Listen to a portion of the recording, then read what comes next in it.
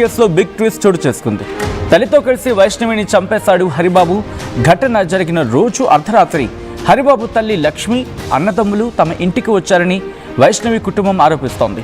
అందరూ కలిసి వైష్ణవిని చంపేశారని చెప్పి ఆరోపిస్తోంది ఆ కుటుంబం. ఎవరికి అనుమానం రాకుండా అర్ధరాత్రి వేళ హరిబాబు నాటకాలు ఆడారంటోంది ఆ కుటుంబం. ఉదయం 3 గంటల వరకు వైష్ణవితో నవ్వుతూ మాట్లాడుతున్నట్టుగా హరిబాబు డ్రామాలు ఆడాడు అంటూ ప్రెసెంట్ ఈ అంశం మీద ఆ కుటుంబం రియాక్ట్ అవ్వడం జరుగుతోంది. ఉదయం 6 గంటలకు లేచి ఏమీ తెలియనట్టుగా ఫ్రెష్ అప్ అయ్యి ఇంటి నుంచి పరారయ్యాడు హరిబాబు అంటూ కూడా ఇటు వైష్ణవి కుటుంబం ఆరోపించడం జరుగుతోంది. హరిబాబును తమకు అప్పగించాలని కుటుంబ సభ్యులు ఆందోళన వ్యక్తం చేస్తున్నారు.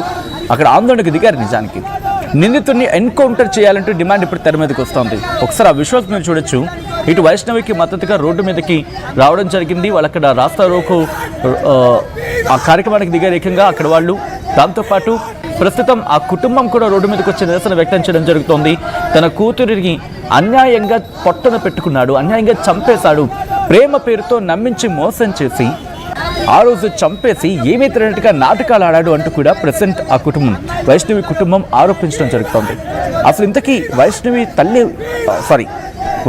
తల్లి ఏమంటుందో ఒకసారి చూసే ప్రయత్నం చేద్దాం. ఆ తర్వాత ఇన్ డీటెయిల్గా మాట్లాడుకుందాం. ఈ కథను మిమ్మల్ని కాస్త కలవరపరచవచ్చు.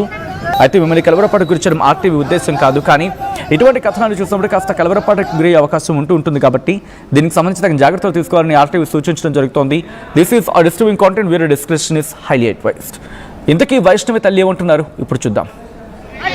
నా బిడ్డని పట్టుబట్టిరు ఆ ఇంటి నలుగురు అంటే వాళ్ళ అమ్మ ప్రోద్బలంతోనే వాళ్ళ అమ్మ వాళ్ళ కొడుకులు 3 కొడుకులు తల్లి నా బిడ్డ అర్థమన్నారు. ఆయనకి ఇంకో వాళ్ళతో సంబంధం ఉన్నది. సంబంధం మాట్లాడుకుర్రు. 4 ఎకరాల పొలం మాట్లాడుకుర్రు, 10 లక్షలు మాట్లాడుకుర్రు. నువ్వు అంతగానం పోయావు, నీ బిడ్డ నిశ పెడతామన్నారు. నిశ పెట్టిపోరు అన్న. ఏం చేసిండు, వాళ్ళకు అన్నదమ్ములకు ఫోన్ చేసి నీ బిడ్డ నా బిడ్డని పట్టుబట్టిరు ఆ ఇంటి నలుగురు. అంటే వాళ్ళ అమ్మ ప్రోద్బలంతోనే వాళ్ళ అమ్మ వాళ్ళ కొడుకులు 3 కొడుకులు తల్లి నా బిడ్డ అర్థమన్నారు. ఆయనకి ఇంకో వాళ్ళతో సంబంధం ఉన్నది. సంబంధం మాట్లాడుకుర్రు. 4 ఎకరాల పొలం మాట్లాడుకుర్రు, 10 లక్షలు మాట్లాడుకుర్రు. నువ్వు అంతగానం పోయావు, నీ బిడ్డ నిశ పెడతామన్నారు. నిశ పెట్టిపోరు అన్న. ఏం చేసిండు, వాళ్ళకు అన్నదమ్ములకు ఫోన్ చేసి నీ బిడ్డ నా బిడ్డ రైట్. అది ఆ తల్లి ఆరోపిస్తోంది. తన కూతురు మరణం వెనకాల అత్తతో పాటు అత్తవారి కుటుంబంతో పాటు భర్త ప్రమేయం ఆబ్వియస్లీ చంపింది హరిబాబు, కానీ ఆ కుటుంబం కూడా పాత్ర ఉంది అనేది వైష్ణవి తల్లి చేస్తున్న ఆరోపణ. సో ఎగ్జాక్ట్గా ఏం జరిగింది, ఏం జరుగుతోంది, ప్రజెంట్ ఆ కుటుంబం ఇంకా ఎటువంటి ఆరోపణలు చేస్తోంది, ఇంకా ఎవరెవరు ఉన్నారని చెప్పి అనుమానాలు వ్యక్తం చేయడం జరుగుతుంది. డీటెయిల్గా తెలుసుకునే ప్రయత్నం చేద్దాం. ఇదే అంశానికి సంబంధించి గ్రౌండ్ రిపోర్ట్ తెలుసుకునే ప్రయత్నం చేద్దాం. అండ్ గ్రౌండ్ రిపోర్ట్ అందించేందుకు చంద్రశేఖర్ ఫోన్లలో సిద్ధంగా ఉన్నారు.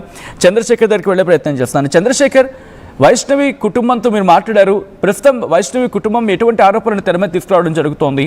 వైష్ణవి కుటుంబం ఏం కోరుతోంది, ఏం డిమాండ్ చేస్తోంది ఇప్పుడు? సచిన్, అత్యంత కిరాతకంగా పాశవికంగా తన కూతురు ఒక కూతుర్ని ప్రేమగా అల్లారు ముద్దగా చూసుకున్నాం. 13 మంది సోదరులు ఉన్నారు. అందరినీ కాదనుకొని అల్లుడిని ఇంటికి తెచ్చుకున్నాము. ఆమె ఇష్టాన్ని కాదనకుండా వివాహం చేశాము. మాతో పాటే ఉంచుకున్నాము. ఆస్తిపాస్తులు ఇవ్వడానికి సిద్ధపడ్డాము. ఇప్పటికే 2 గుంటల ప్లేస్ కొనిచ్చాము. 5 లక్షలు కావాలంటే ఇచ్చాము. ఇంకా అదనకు కావాలంటే కూడా ఇవ్వడానికి సిద్ధపడ్డాము. ఈ క్రమంలో పక్కా ప్లాన్ వేసి తల్లి లక్ష్మి ఇతర సోదరులతో కలిసి అక్కడికి వెళ్ళి వచ్చిన తర్వాతనే ఆయన మనసు మార్చుకున్నాడు. నంగనాచిగా మారిపోయాడు. నల్లికుట్లోనిగా మారిపోయి నాగుపాములాగా మారిపోయి పాముకు పాలు పోసినట్టుగా వ్యవహరించాడు.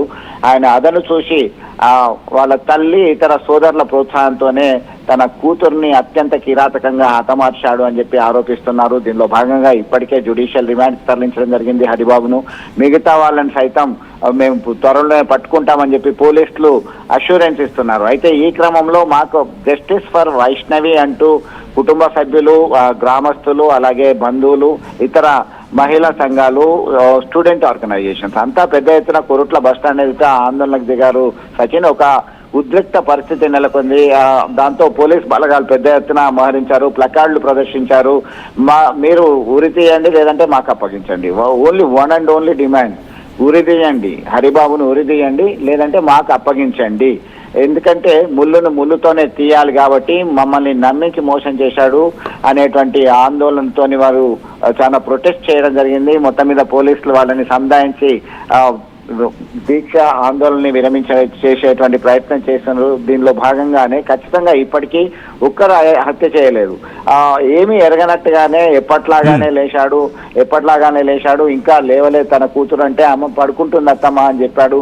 ఏమీ ఎరగనట్టుగానే బ్రష్ చేసుకొని ఇక మాట్లాడుతూ ఉండగానే నవ్వుతూ ముసుముసు నవ్వుతూ ఆ బండి కూడా కావాలి మామ అంటే అత్తగారు కొనిచ్చిన బండి అది తీసుకొని పరారయ్యాడు. ఒక్కసారిగా అనుమానం వచ్చి మేము గదిలోకి వెళ్ళి చూశాము.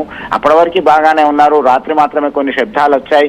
ఏంటి అని చూస్తే ఏం లేదు పడుకుంటుంది అని పడుకున్నట్టుగా నటించారు. అర్ధరాత్రి చిన్న గొడవ అయినటువంటి సందర్భంలో ఏం జరుగుతుంది ఏంటి అని చెప్పేసి ఈ తల్లిదండ్రులు ఇద్దరు వైష్ణవి రూమ్ లోకి ఆ పక్కనే ఉన్నటువంటి రూములు కాబట్టి కాస్త శబ్దం రాగానే ఏంటి అనేటువంటి కోణంలో చేస్తే అప్పటికే హతమార్చినట్టుగా వీళ్ళు అనుమానాలు వ్యక్తం చేస్తున్నారు. ఎందుకంటే ముక్కు పైన దిండు మోపి కనికరించకుండా వద్దు బావా మన గర్భస్థ శిశువు ఉన్నాడు, మన బిడ్డ కొరకైనా మమ్మల్ని మనం బాగుందాము కలిసి ఉందామని చెప్పేసి కనికరించండి, కడుపుతో ఉన్నాను కనికరించండి, కలిసిమెలిసి ఉందాము, ప్రేమ వివాహంతో ఒక్కటయ్యాము అని చెప్పేసి ఆవేదన వ్యక్తం చేస్తున్నటువంటి కూతురు మాటల్ని కాదన్న కర్కశంగా వ్యవహరించారు అని చెప్పేసి వారు తీవ్ర ఆవేదనతో మనతో వారి ఆవేదన పంచుకోవడం జరిగింది సచిన్. దీనిలో భాగంగా ఖచ్చితంగా వారి ప్రమేయం ఉంది, వారంతా కలిసి ఇది చేశారు. అయితే ఏమీ ఎరగనట్టుగానే ఆయన పరారయ్యాడు.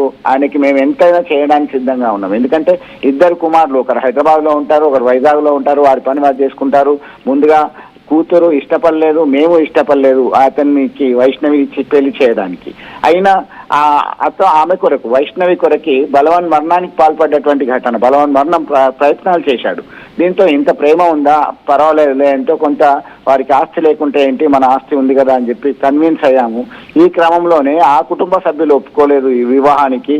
ఉంగరం దొంగిలించిందని చెప్పి ఆరోపణ చేసినటువంటి క్రమంలో తీవ్ర దూషించుకోవడం జరిగింది. ఈ దూషించుకున్నటువంటి క్రమంలో సైతం మనస్తాపానికి గురయ్యారు. అప్పటికే అనుకున్నాం, అంటే వారం 10 రోజుల నుంచి మాకు ఒక అంచనా వస్తుంది, మీరు ఏంటి బాగానే ఉన్నారా, ఎట్లా ఉన్నది, ఏం గొడవలు అవుతున్నాయి, మీరు పదే అక్కడికి ఎందుకు వెళ్ళి వస్తున్నారు, మీకు కావాల్సింది ఇవ్వడానికి మేము సిద్ధంగా ఉన్నాము, మా అమ్మాయి మీద కుట్ర